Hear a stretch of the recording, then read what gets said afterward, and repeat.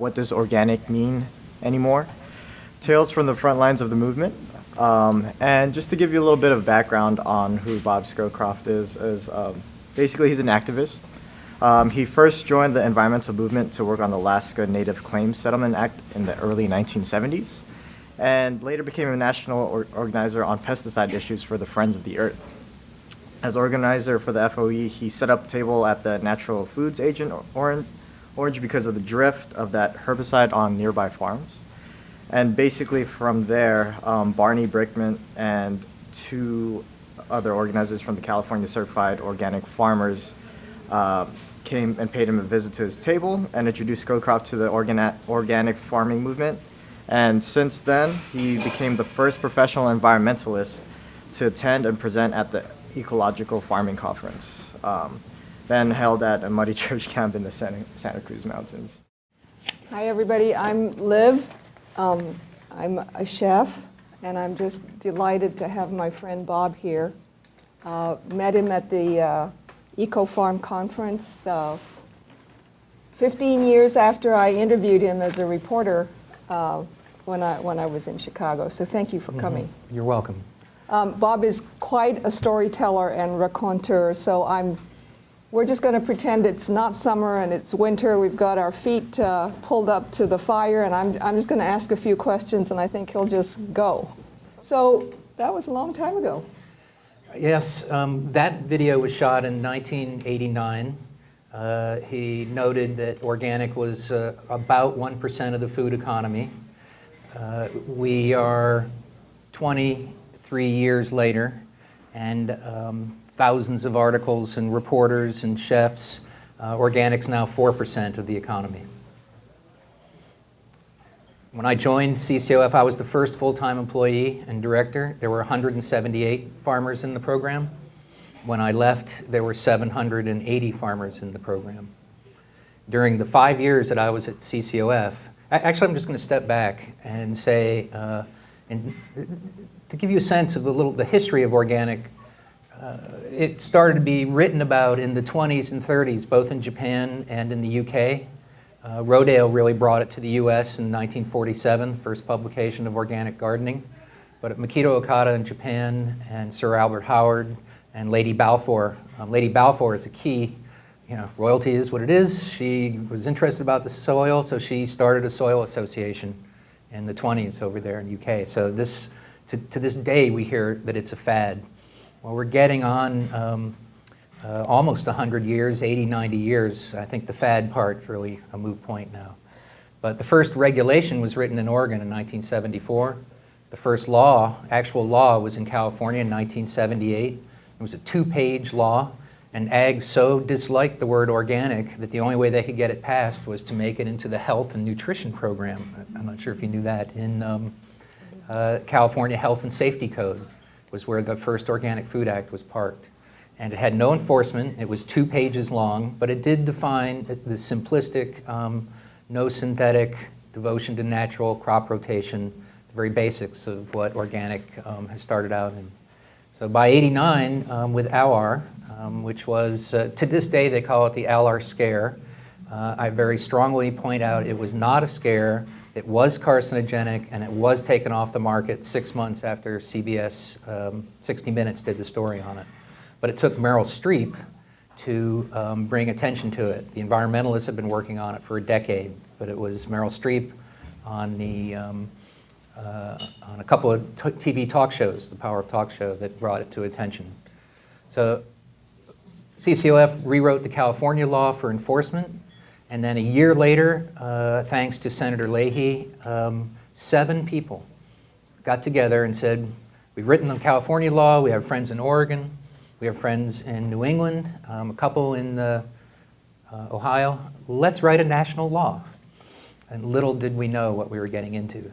But for the power of the individual and the power of a very small group, I think this is a particularly critical story to tell.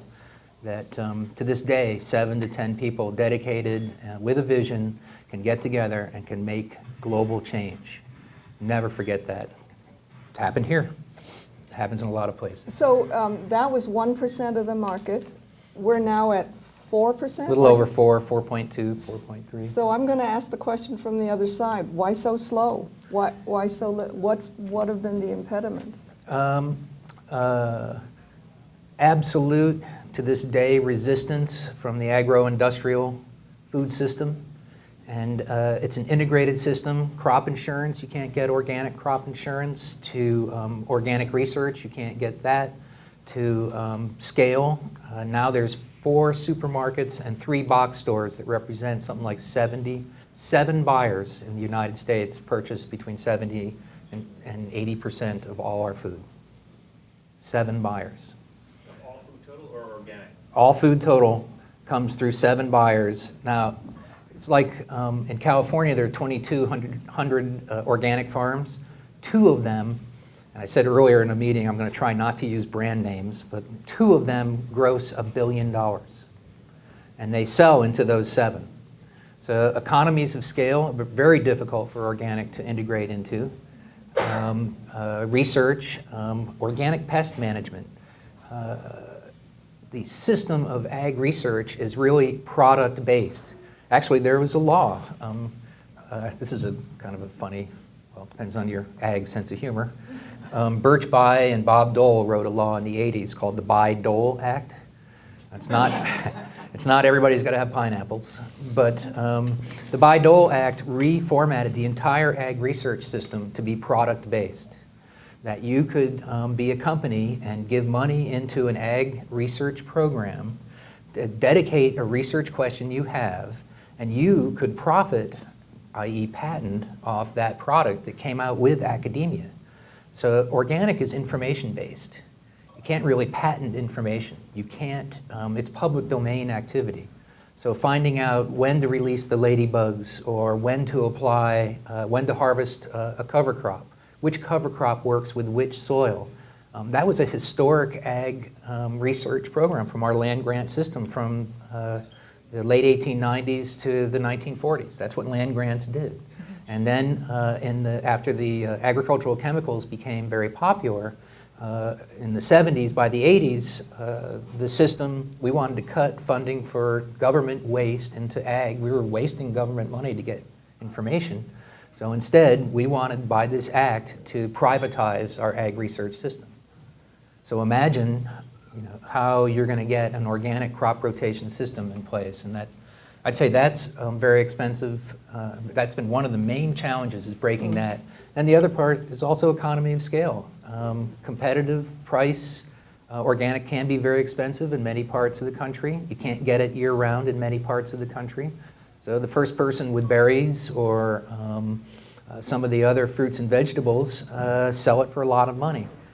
That's something called the capitalist system, where they make a very healthy profit. And somehow this is supposed to be a negative to organic. Well, it's buyer and seller working it out. Now, things have changed a little bit. After CCOF, 2 farmers and I decided, talk about tilting against windmills, we decided that we were going to change the grant-making program, so we founded the Organic Farming Research Foundation so that we could make grants. But our grants were based on agreeing upon a receipt of money to not patent any information. It was all 100% in the public domain, and that we would fund ideas as well as actual projects. And OFRF, I retired a year and a half ago. I was the executive director for 20 years. The average lifespan of a professional lifespan of a ED is 3 to 5 years. So I was there 20 years, and we made over 350 grants. Many of those recipients are now professors, and now, finally, over 20 universities have organic research programs. So look how long it took us to get there. What was the most difficult part about getting the federal law written? Well, it's the opposition of the agricultural industry. Some of you might have a little bit of awareness that the Farm Bill is front and center this summer. It's a really big deal. Well, in 1990, it was an earlier Farm Bill, the House Agriculture Committee refused to hold any hearings on organic. I actually was in a meeting in the mid-'80s in the USDA that a senior agency official came in and broke up the meeting because a communist sympathizer was there. That was me, supporting organic family farmers. And I had to leave the building. That's the intensity of the passion at that period of time. But 1990, 5 years later, the House Ag Committee refused to hold hearings. So we actually had one congressman from Oregon, two actually with Sam Farr, but really Peter DeFazio carried the bill on the floor of the House. No hearings, no public testimony, no public comment. Senator Cranston and Senator Leahy carried it in the Senate. One hearing, one time, and on the House it was voted 198 to 189, and we won on an amendment on the floor of the House. And we just pushed every grassroots button we had, and the law was 16 pages long. And it required a National Organic Standards Board, which was the only advisory board that had the right to stop a bad action and to recommend a good action. There are 29 advisory boards at the USDA. Only one has statutory power, and that's the National Organic Standards Board. The administration at the time, and I have to say, including into the Clinton administration, never empowered the actual drafting of the regulations. They were due 18 months after the passage of the law. We got it 10 years. It took them 10 years to post the rules, and they were terrible. They suggested you could use genetic engineering. You could put sewage sludge on organic farms, as long as a number of the pasture regulations were terrible. And they made a mistake. Actually, this is kind of a cool little computer story. It was the first rule ever published on the internet. There was the USDA decided they had this little corner thing, organic, no big deal, and they would publish it on the internet and ask for public testimony. The largest testimony they'd ever received was animal welfare issues around the production of veal, which is a pretty lousy way to, well, we'll leave that for another topic. That had gotten 35,000 letters. So they published the organic rules thinking they'd get maybe a couple of thousand. We generated 325,000 responses. Working Assets, now called Credo, phone company, the largest single, it generated 35,000 comments through their phone subscriber base into the rules. And that was such a tsunami, 10 times the comments they'd ever received, that they had to rewrite the rules. And then the press, I think we were probably in contact, Liv and I and many others, the press really caught wind of this major embarrassment and made major organic hay about it.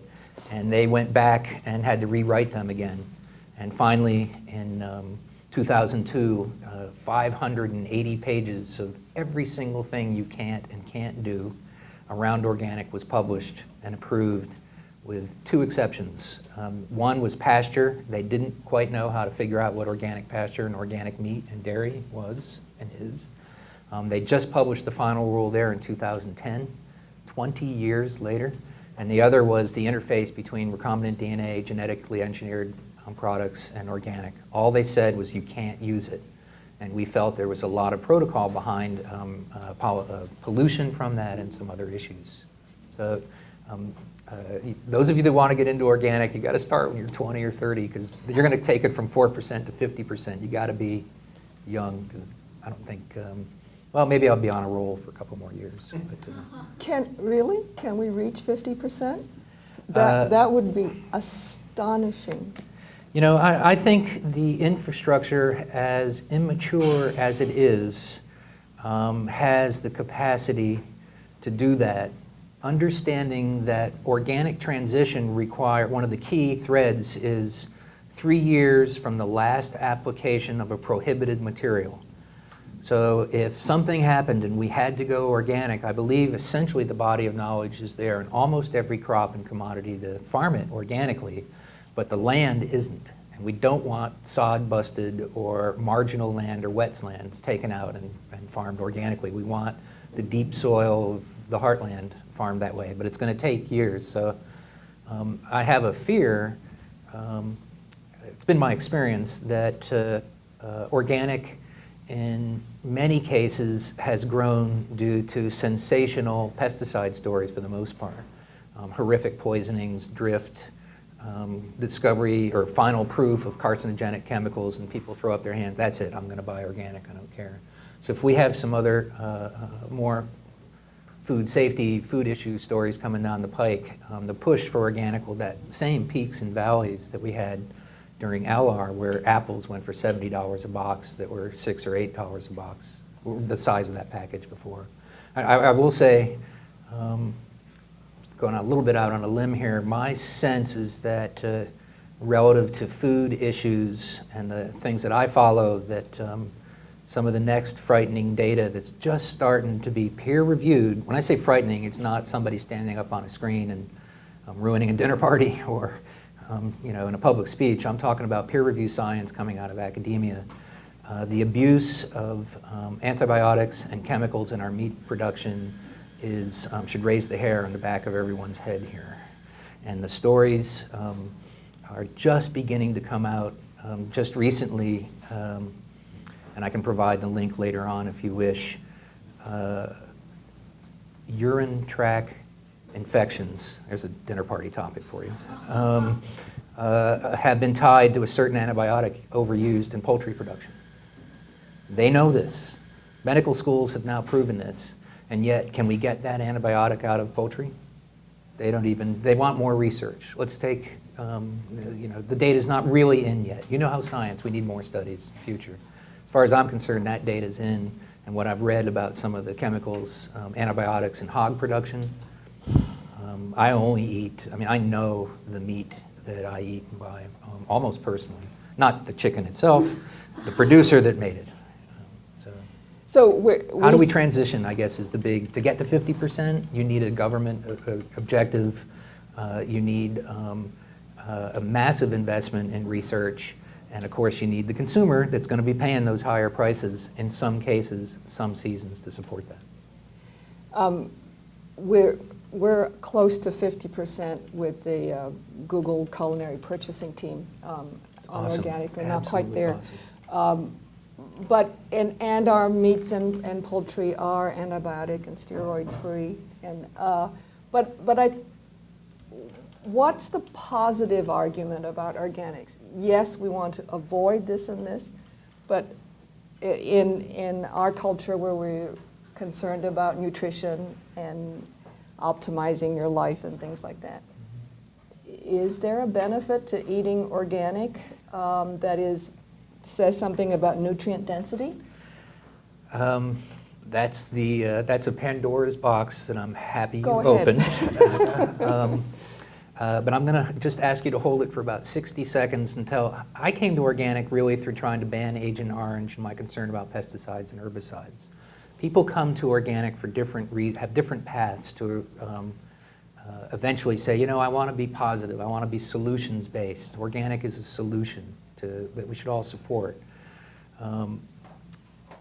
Moving the needle to this day is still antibiotics, chemicals, and pesticides. The question that arises ever more frequently that I want to now address is it more nutritious? And it's a very difficult question to address. I was very lucky in my run. I got to know Mothers and Others for a Livable Planet, which Wendy Gordon and Meryl Streep founded. Got to know them at that time, both for about a year or two, pretty well.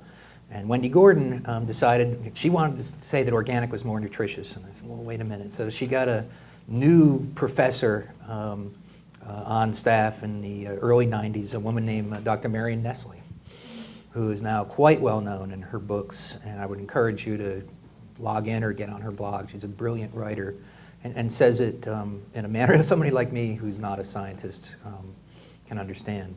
And also a woman named Joan Gussow. So we had several years of meetings in New York whenever I would come through about addressing the question of is organic more nutritious? And the variables seem almost insurmountable to accumulate those in a manner that you could say yes or no. And let me just throw a few out for you to think about. First of all, America has something called the standard diet. And that's in a way that's linked to how much pesticides you can have as residues on certain. It used to be based on a 180-pound male, which became a real issue when Dr. Philip Landrigan wrote a book called Pesticides in the Diets of Infants and Children, where he came out of his work saying kids ate applesauce, squash, bananas, and you're saying men eat 6 bananas a year. Children eat the same amount of bananas every week. This should be, the standard diet should be based on pesticides that kids get. They're the most vulnerable. Then he went on to speculate about, well, the micronutrients they're getting. Are they getting enough? How do we manage that when our kids, our newborns, are starting with just 4 or 5 different, when they move from mother's milk or formula, start getting foods. And I don't believe, I've been on some panels with him in the past, I don't believe he ever was able to come to an academic understanding of how you would measure those kinds of nutrients. So the standard diet is an issue. Pesticide background contamination is an issue. Of course, the soil it's grown in is an issue. The way the seeds have been bred. At lunch, we talked just a little bit. Our brilliant academic community has, not through classic breeding practices actually, very little recombinant DNA, although they've begun to embrace that as well, have bred our seeds for our products now for ease of harvest. Mechanical tomato harvesting. The tomato has to be, all of them in 1,000 acres have to be about the right size with the thicker skin so the machine can pick it. Actually, in the last few days, they discovered that in the process of growing these tomatoes, they also need to look a certain color, because we tend to buy really orange ones, so they bred in color. And they also need to take up more water, because we all buy everything by the pound.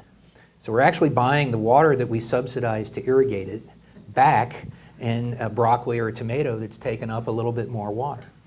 Brilliant marketing, academic, buy Dole Act, companies want this.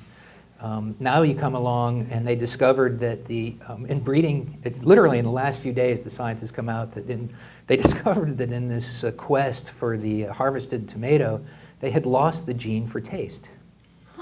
And that they had just, heck, where is it? And they had just discovered where it was, and now they're going to breed that gene into the tomato for taste as well. And I started yelling at the computer screen when I read that story. It's like, just go out and get heirloom tomatoes, brothers and sisters. What are you doing trying to get another silver bullet to shoot another gene into an agro-industrial system that is largely energy-based? We can't ship those tomatoes around the world that much longer, or import them that much longer on spikes on energy. So I think that's a bit meandering here, but soil fertility, biological activity in the soil breaks down the micronutrients slower, that heirloom seeds pick up faster. Then it has to be harvested for immediate delivery, because we all know that it starts to break down once it's been harvested. Can organic do that? Yes, it's clearly doing it. There are a number of studies out there doing that, but they're citrus specific or heirloom variety tomato specific in New England in the summer. They're strawberry specific. Thus, on a podium, I can't yet, in all honesty, say that organic is more nutritious. But as soon as I hear you say they're breeding the plants to do for more water uptake, I'm hearing nutrient scarcity. The density is diluted, nutrient dilution.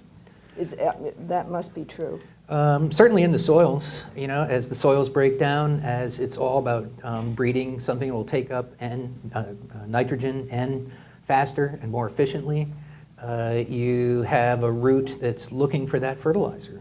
I'm sorry to put a personality on it, but it's just not going to take the time to break down the nodule on a cover crop that's left that little piece of nitrogen node on its root to break down over the winter. It's not going to look for it. It's going to go right to where the N is in concentration. That's the fertilizer that was put down a couple of weeks ago. I brought with me and sent over to you, which you can make available. I did look up, what is it? Yeah, here's the June 29th issue of the journal Science. Talked about finding the gene that makes tomato taste better. So being published in Science is fantastic. That's a very important point of view. But and the fact that these publications are covering these kind of stories is also very new. Science and Nature are the two premier publications. They never really covered organic until actually one of the first organic research stories they ran in Science was in the mid-90s. Actually, one of the very early OFRF grants was Dr. John Reganold, who compared organic apples, biodynamic apples, and conventional apples for price, taste, nutrient density, and I think shelf life. And he found that 4 out of the 5 cases, organic exceeded that in an academic protocol, and biodynamic won the other one. And OFRF made those grants. I was very proud of an early grant. You have some other historical artifacts you brought. You wanna Some other talk about goodies, them? sure. Yes. 2009, the Journal of Hort Science did a story on the sorry state of American fruits and veggies. Basically what they found, again, I can give the link later on, this was a case of such a quest for color, taste, and harvestability that conventional produce tested out for, I think, 7 to 10 micronutrients, 40% lower than organic. So it wasn't, it depends on which side of the coin, I guess. It wasn't that organic is necessarily less nutritious. It was that an organic, fully four-season biological system was maintaining the delicate balance of nutrients in their fruits and vegetables as compared to conventional, which had really largely abandoned their breeding program for more of a commercial marketplace. Yeah, here's a couple. Life magazine? Life, okay, this is kind of an ageist deal here. 1970, Life magazine, as far as I know, this is the first cover story about organic, written in 1970. Organic comes of age. And, you know, blonde, young actress with her organic. You don't have to necessarily chuckle out loud, but those of you who remember TV and ads at the time, I checked out, she had 1 acting gig. She was a model on TV for Noxzema shaving cream, where she purred, take it off, take it all off. And some guy would shave his, and she made so much money that she bought an organic food store and left acting to be an organic activist. It goes on to show that you see Santa Cruz Farm and Garden and talk about how organic has come of age since the 50s. And I think it's really a phenomenal read. Since I'm here at Google, and I got the desired response at lunch when I showed it around, there's also 2 ads in here. One for this breathtaking new technological development. At $200 per, it's something called a Polaroid camera. So when I've showed it in certain places, people are like, yeah, organic's cool, right, 70s, but look at that Polaroid camera for $200. Breathlessly the newest deal out there. But it's important, again, really for what they talked about UC and crop rotation and whole grains and nutrition and what UC, I said USC, UCSC produced. I also wanted to show Oh, that's a story. 2 other things here, maybe 3. I try to bring something to get a chuckle, but you know, you never know your audience entirely, so don't feel like you have to go overboard on my last piece here. Or actually, I'll show the book too. In 1979, the last year of the Carter administration, a couple of people said organic's kind of working. And he tasks a group of scientists and farmers to come together and write a task force report on organic and make some recommendations. If this is real, if this is growing, what should we do to expand organic farming? And they wrote this report. They made 20 some odd recommendations, and it was published literally the last few weeks of the Carter administration. An organic program coordinator was hired to then implement these recommendations, and he was on staff when the Reagan administration came in. Whatever your politics are, John Block was the Secretary of Ag at the time, and under the reduce government and eliminate waste, he laid off 500 people as one of his first day. Pink slipped 500 people at the USDA. big press, great, immediately reducing. Well, they rehired 498 of them as consultants, and they needed these staff, but they kept 2 off permanently, and that was Dr. Youngberg and the poor woman in the secretary pool who happened to be assigned to his desk to help him. She was laid off as well. But then they went further. They ordered all the copies destroyed, and the plates that printed this also destroyed. And I happened to be in Garth's office the day that order came down, and he was distraught. I mean, this is kind of his life's work. So seeing myself as kind of a movie character and feeling adventurous, I took 20 of these and wrapped them up in brown paper, thinking that, and smuggled them out of the USDA past security. And I made a much more of a, I mean, really I just walked out the door with a bag, but it had I thought I had the only copies of this document at the time. Well, one reporter, and this is the power of the press, James Rissler from the Des Moines Register wrote a story about this, and the uproar was so strong that though Garth was never allowed back in the USDA, this became the most requested report in the 80s during the Reagan administration. #1, tens and tens of thousands. That's the good news. And how much of this has been implemented? Only 5 of the recommendations have been fully implemented. Now, I have to say the deputy director of the USDA is Dr. Kathleen Merrigan. She's a former OFRF board member, and she's #2. And she's created and fully implemented now. All of these recommendations are now in the implementation track. She has a fantastic website called Know Your Farmer, Know Your Food. I almost thought about dialing that in. They had an event today at the White House. She emailed me this morning saying, hey, if you want to link into it. It's about women farmers.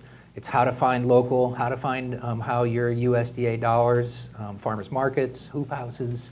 It's a really, really cool program. It has a compass, and they just released 2.0 this morning.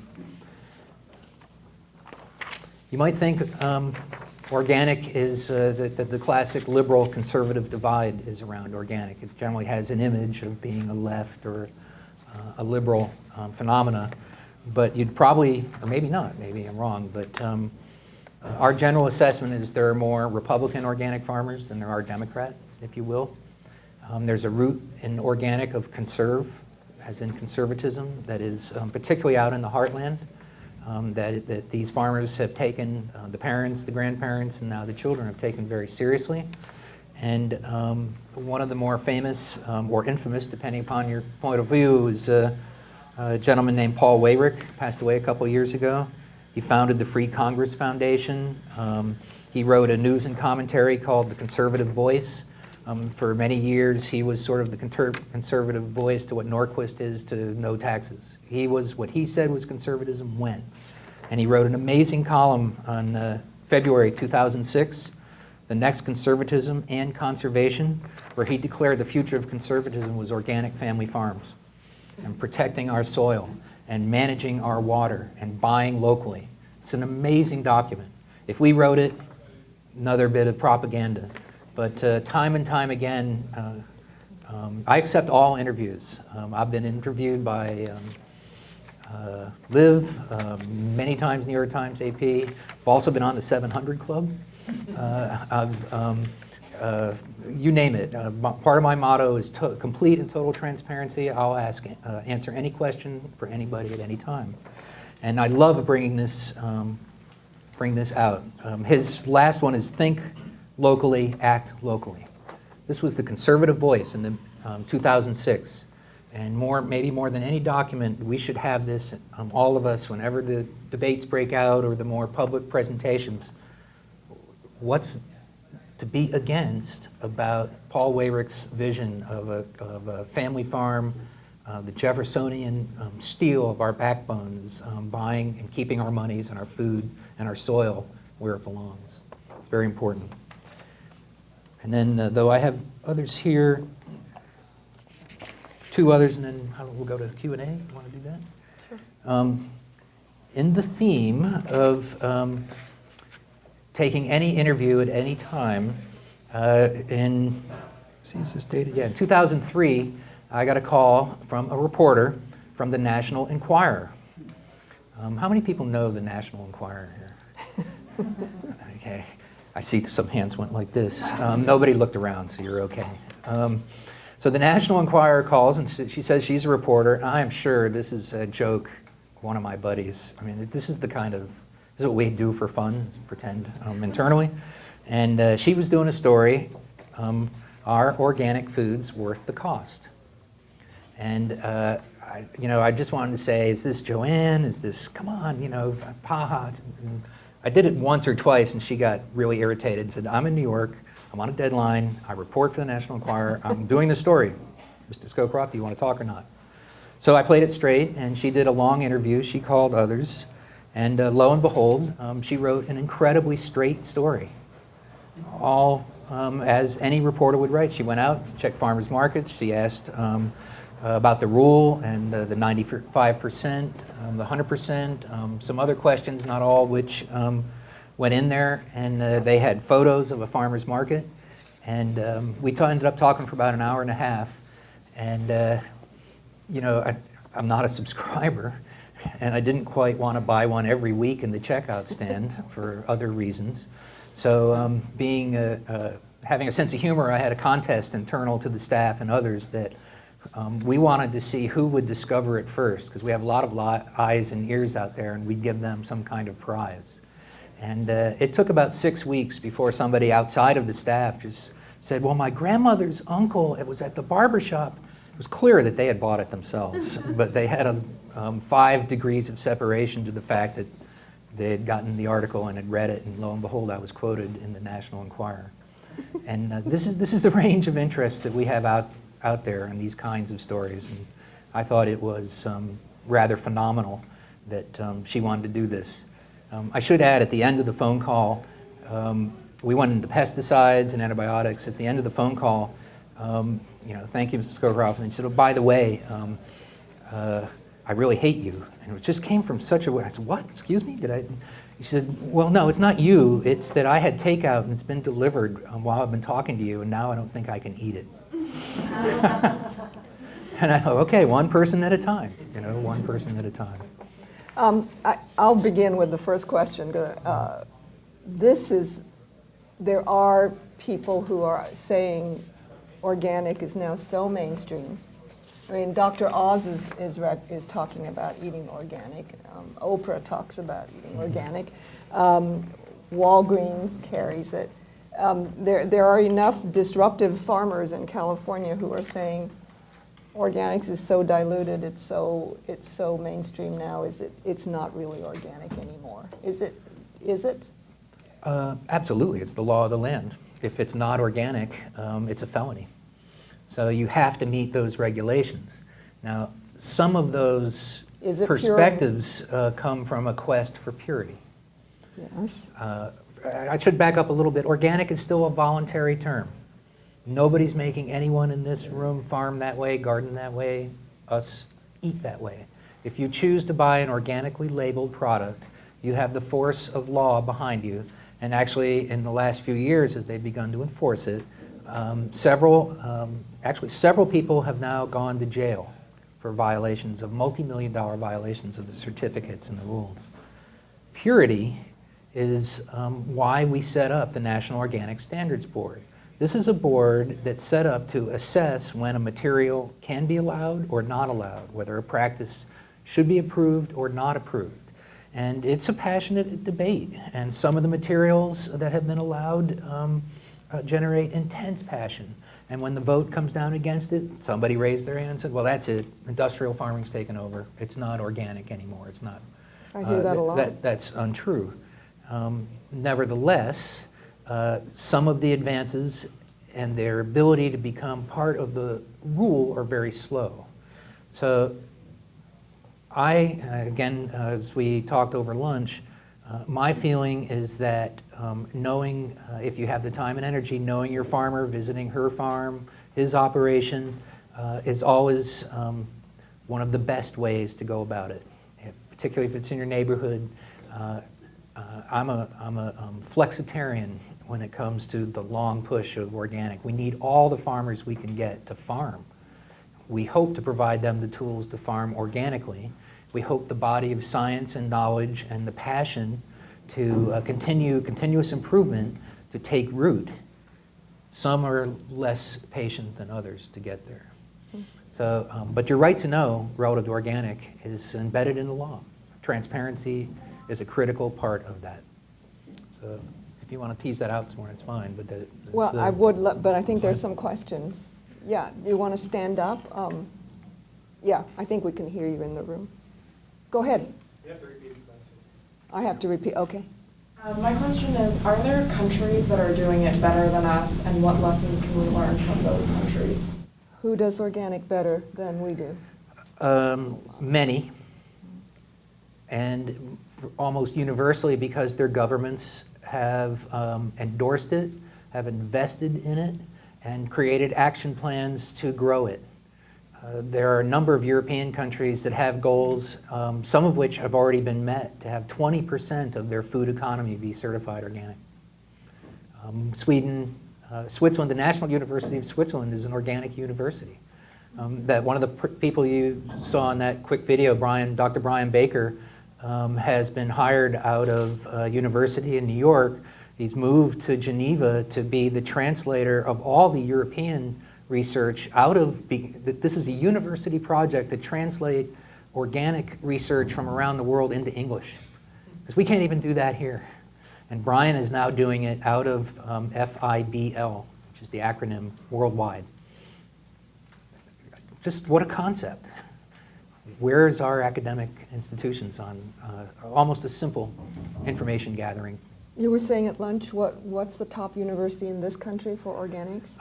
Now a number have organic engagement programs, but in my personal opinion, and since this is on film, I'll be hearing it from many of them that I didn't name, but Washington State University is where it's at. WSU is phenomenal. They have organic undergraduate programs. They have organic online programs. They have organic master's and PhD programs.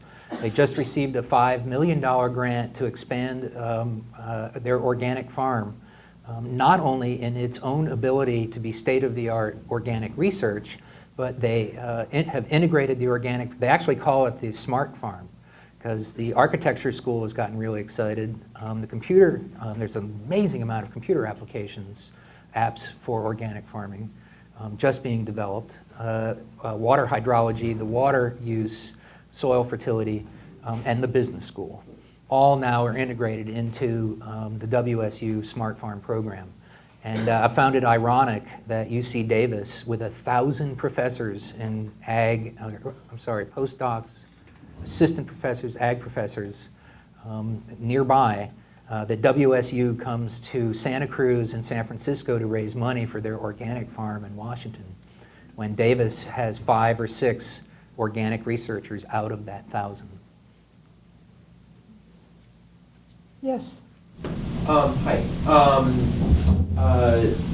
I find that the terminology when it comes to animal-friendly agriculture practices and organic animal products gets a little confused. Like, I mean, for me, it's really important to have eggs from chickens that are able to graze on pasture and stuff like that. And now when you go to farmers markets, they have farms that advertise sort of pastured eggs or whatever. But I mean, I find that I don't really know exactly what that means, and it's not really regulated, right? I mean, so I guess I'm wondering whether there is any progress being made about sort of putting some teeth or some regulatory teeth behind sort of the animal agriculture terminologies and things like that. Regulations and terminology around pastured eggs, et cetera. The success of the organic label, it is the only competitive to conventional ag, and it is extremely different, profoundly different.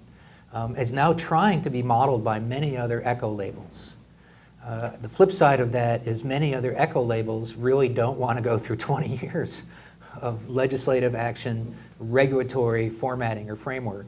So I call it sort of the natural regulatory spaghetti thrown against the wall.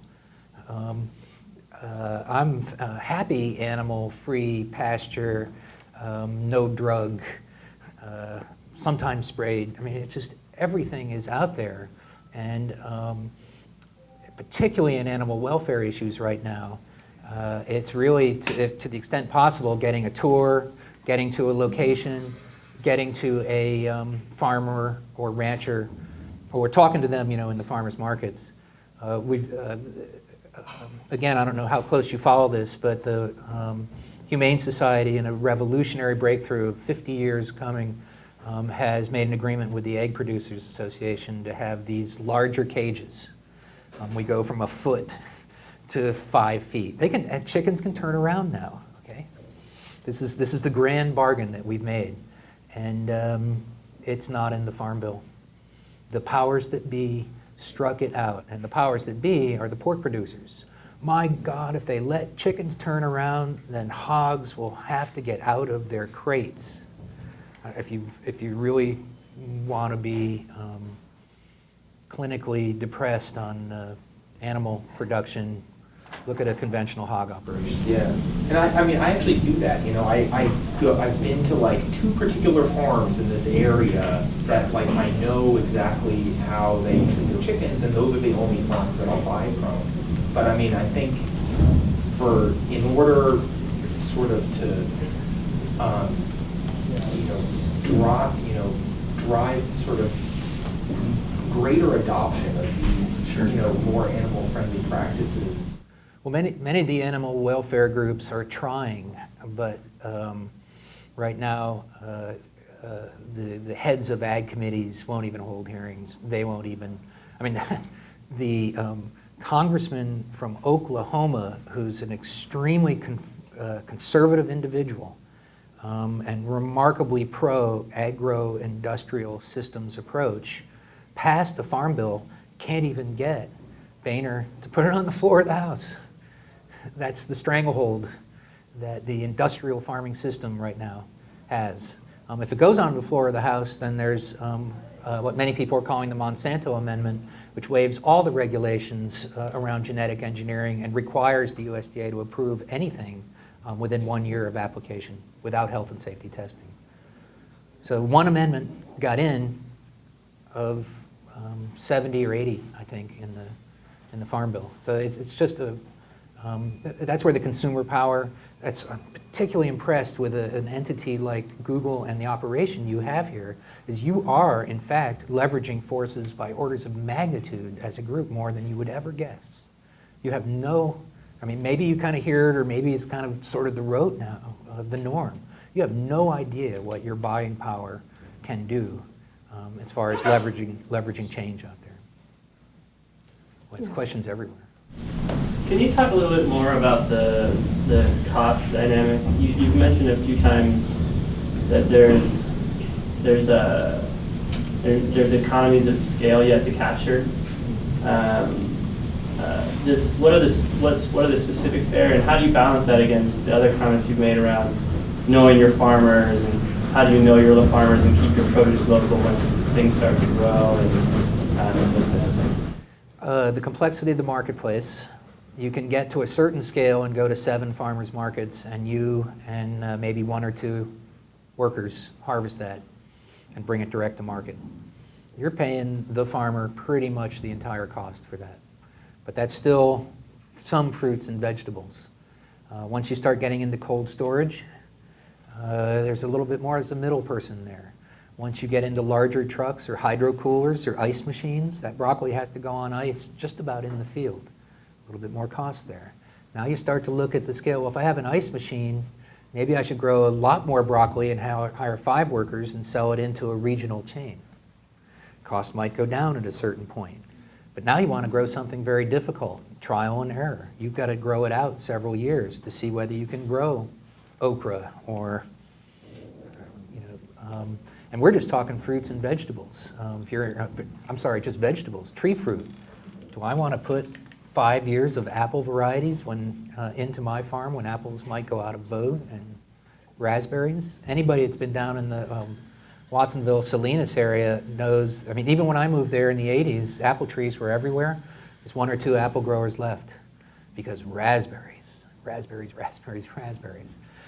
So now apple growers, they have harvesters that come through. They have an intense season. They can put it into storage for 3 or 4 months. completely different infrastructure for that land, and they have equipment, cost up front, loans, crop insurance, certain size, HACCP, food safety issues that now are regulatory overlays that you have to follow. So scaling up and commodity specific and your business plan and your marketing initiatives all play a role in that dynamic. And then when you get into meat products, for example, there was a fantastic hog farmer, I almost have their name, this will wait, in Watsonville, like we all went, finally we can eat pulled pork, we can eat bacon from the farmer's market, those of us that eat meat. And that farmer couldn't make it. They ended up losing their money for one reason. The only slaughter facility was down in the Los Angeles area. And it was so large that it couldn't even take their 10 hogs every 2 weeks. They couldn't clean up, never mind that it was natural or organic. And so California is in desperate need of what's called a mobile slaughter unit that can actually go to the farm and slaughter specific to the 5, name your meat products, and some of the dairy issues and some of the cheese making issues. So it becomes very complex very quickly relative to what stream of commerce you want to go into. One of the more recent responses to that are certain aggregators or co-ops, where a number of veg growers are going together and starting to aggregate and using one dock and one cooling system. Or a grower that had a cooling system is beginning to see another stream of income cooling other very small growers' product. It might be 1 pallet, it might be 3 pallets. Drive up literally with your pickup truck with 20 flats of strawberries and it'll cool it for a couple of days so then you can move it out when it's ready. I don't know if that's helpful, but it's just the complexity is it just seems like there's a huge need for, like you said, shared infrastructure in the middle tier between sort of producer and buyer, and that a lot of these organic people have an incredibly difficult. Like I read The Omnivore's Dilemma, and they talk about how when organic first started, it was not just about revolutionizing how food was produced, but also how it was distributed and what people ate.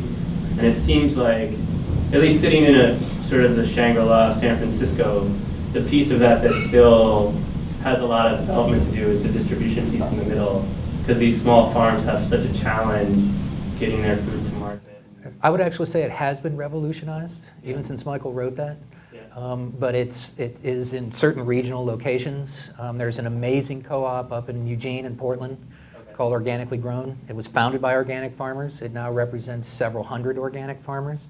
It's an ESOP. They have shares, they have bonus plan, employee stock. 140 of the 200 employees own the company now. And they have built the entire infrastructure by and for. And they go to restaurants, wholesalers. They may serve some of the entities up there. People at lunch seem to know it. But we're still, this is still really essentially outside those 7 buyers I brought up before, the 4 supermarkets and the 3 box stores. Well, my feeling is that to get it to 50%, those 7 buyers bring it to an economic strata that we can't reach, commodities of which can work in that format for a period of time in the future. And my quip to the Nation did a story about it, and I got into a little bit of trouble saying, well, the good news is those pesticides are not being used on 100,000 acres because of scale that go into that. But our responsibility is like jujitsu. Now we need to set up a peach tasting stand at the entrance to those box stores and let them know what a real peach just harvested tasted like. And then those people can come to the farmer's market. If you go to some of the intense markets in Oakland, you'll see the organic tables have longer lines than the conventional. As a matter of fact, very important survey done for years, if not decades, by the Grower magazine, Fresh Produce, the Packer, the most conventional publication out there, has consistently shown that the lower the economic strata, the greater the desire for organic products. Completely counter to the image that you see some of these NGOs that are opposing organic want. It's an elite food. I mean, we've certainly not done a good job. I mean, I can think of any number of video examples of the most amazing superstar that only eats organic that reinforces the elite image. But the fact of the matter is when given the possibility and the opportunity that all economic strata, specifically the lower ones, will choose organic.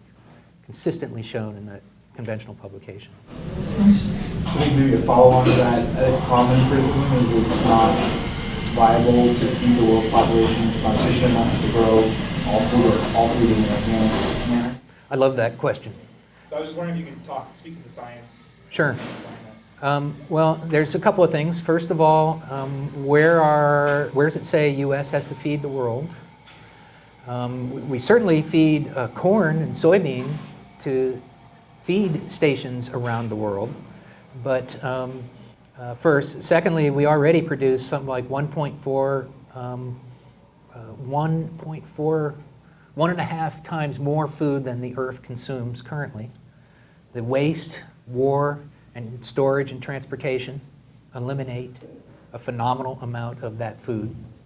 And my passion is to declare that we should be feeding the world information rather than somehow assuming that we are industrializing and exploiting our soil to move feed products in competition to Brazil or Russia and China to meat operations elsewhere. So from a food system perspective, if you wanted to take an international body, standards body, and apply this and get the world producing organic food, you feel like there's science to back up the claim? Absolutely. The FAO has published a number of papers recently showing, that's a entity of the UN.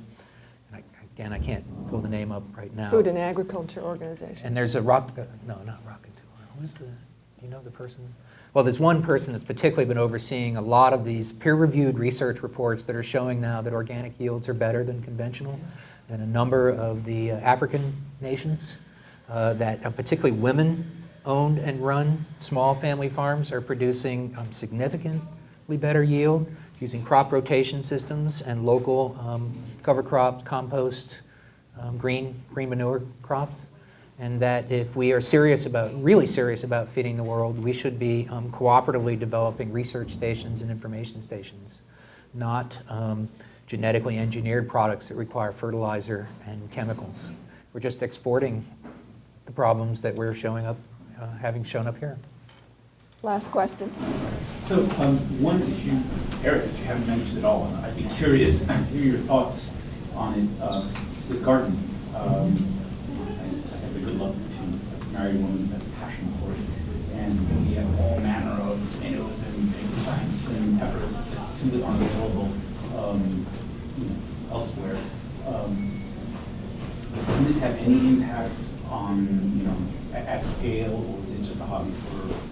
Can gardening impact, can mini farming, as John Jevons calls it, impact our food supply? I think it could. Some very intriguing initial papers are starting to come out about community gardens, actual just yields and nutrient delivery among some of these gardens. But by far, the more important component of gardening is the actual individual act of growing your own food and understanding what it takes, and particularly in community gardens, working with others and building the community around a food and breaking bread and meal culture. We don't really have that in the U.S. If you go to Italy or some of these other, I came home the other day and there was a bag of plums on my front doorstep, and nobody even put a note on it, and they were incredible. I knew they came in my street or somewhere, and then just yesterday, somebody shouted out, I had plums up the wazoo, and I just went to every house and drummed them, and I hope they were great, and it was a moment. It was great. I'm eating these plums in my cereal every morning, and I have a very special Bartlett pear tree in my backyard, and I've been doing the same thing, dropping them off, because they all have to go pretty much come off in the next 2 weeks. So I think those acts of both just the personal, it came from my garden, the salad, or the fruit tree. I really want a Meyer lemon tree. I killed my last lemon plant. I was working too hard. But, I think the garden movement is very important. And the last thing I'd say is the gardeners, by and large, are going to save us all because they're growing out heirloom seeds and exchanging seeds and saving seeds and trading seeds. And where the new organic seed movement and seed alliance and seed savers are coming from are by and large gardeners. So if it wasn't for the gardeners that have done this for the last 30 years. It's something to do with, to take care of suburban sprawl, is to start growing food on it, Now, right? Detroit has a food plan. It's very controversial. Somebody wants to industrialize that. But basically, Detroit has an actual plan, and it's beginning to take some of these blocks and turn them back to farming into larger community agricultural garden stations to feed the community around it. And that is a mayor initiative supported by Whole Foods and a number of, philanthropic entities. I should say one more thing, I guess, just to close. You want to do that? Yes, please. Your book, the book you're in. Well, yeah, it's not mine. One of the things that I'm in the very early stages, and now that I'm saying this for the record, I guess people are going to have to start holding me to it, but I'm going to write a book, The People's History of Organic. I've got 35 years of these little, I brought other goodies like in Russian in St. Petersburg, Russia, a sale of organic cranberries. So if you're really short here in the US, you can go over to St. Petersburg and buy organic cranberries. But I'm 61. Many of us that have been working on this for 30, 40 years are retiring or disengaging entirely. I'm not. I'm just doing things in a different way now. But I think capturing our history is really important. And so I got an idea years ago. I was looking for revolutionary librarians, which, the particular audience thought that was really funny, revolutionary librarians. But actually 2 came up to me afterwards and said, we are revolutionary librarians. And I said, well, what I want you to do is oral history of the 20 people that started organic in California. A few have passed away, others are in their 70s, some of us are in our late 50s, 60s. We need to capture this. And lo and behold, they ended up with 52 oral histories at UC Santa Cruz's McHenry Library. Now all downloadable MP3s. You can listen ad nauseum for hours of us talking away. And then it got within the library system. They were so excited about it that UC Press said, let's make a book out of it. And they tasked the librarians to find the best and put it in order and get about 15, 18 pages of each one in print. And this just came out. It's called Cultivating a Movement. And it's, I found it, I'm learning things about my friends that I didn't know. Jim Cochran, the great strawberry grower and UFW supporter, started in a daycare. I was assistant in a daycare program. We should all, in almost every venue, be capturing our oral history now. And so I'm going around the country to other farm places, and I'm a trustee on a foundation, so I'm actually, I think, working with other foundations. I think there's some funding now to, because this is mostly all local. What happened in New England, what happened in Oklahoma, what happened in Wisconsin and Washington is in a way indigenous to the place. If the student's job will be to study this and to find the common themes. But Cultivating a Movement is a pretty cool read, and you'll recognize some of the farmers in there if you go take a look on the web about it. It can be purchased through UCSC. I didn't bring it. Irene is really the hero that did this book. I have a chapter in here as well. Or Amazon, I guess, has it too as an Instabook. Well, we're going to look for your memoirs. Well, yeah, the People's History of Organic has a couple of PG-13 stories about it too, and there's some great scandals and the gathering of the tribe of organic activists, both young and old, is at a Sillamar Conference Center every January. It's 32 years running. I've been to all but 3, and they're from 80 years old to 8. It's a great conference. And of course, that's where we reconnected last January that led to me coming here today. Thank you so much. Thank you very much for coming.